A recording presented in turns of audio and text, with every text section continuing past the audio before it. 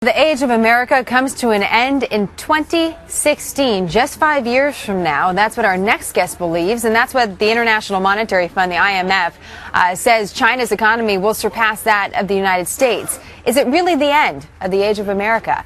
Brett Ahrens is personal finance columnist for the Wall Street Journal, and he wrote this piece about this IMF bombshell report. Brett, why? Why would the age of America end?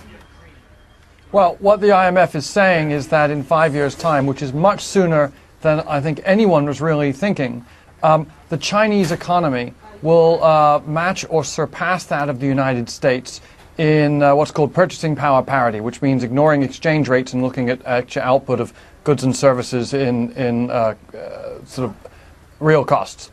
And this is really a landmark event. We have lived in a world dominated by the U.S. economy for so long that there is no one alive who remembers anything else. Our economy has been the largest in the world without any serious competitor since, I think, the 1880s. And that has underpinned everything else. That has underpinned our international role. It underpinned what we achieved in the Second World War. It has underpinned the Pax Americana that has existed since the Second World War. So, Brett, how would things change then? You know, if China was to become the largest economy according to that measurement, what would be different for us?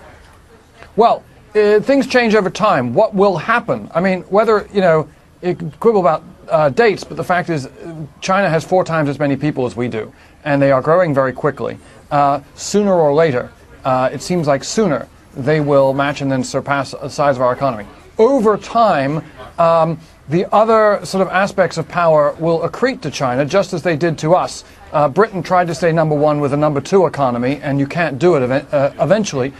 China will be the dominant power, but first we will have, well, the leading power. First we will have an era in which there isn't a single leading power, and that can be very dangerous. So what I'm saying is, Brett, we're going to have to run, but is China the only one that's really a competitor to this? So if China doesn't achieve this... China's the main issue. China is the main issue.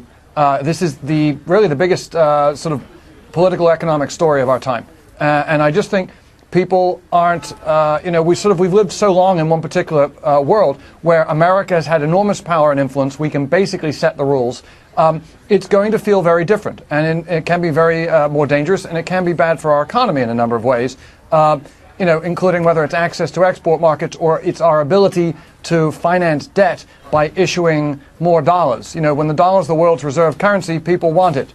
The pound sterling was once the world's reserve currency. Once that ceased to be the case, Britain found it was no longer able to issue debt as it wished and really do what it wanted. Right, so, you lose power, you lose influence.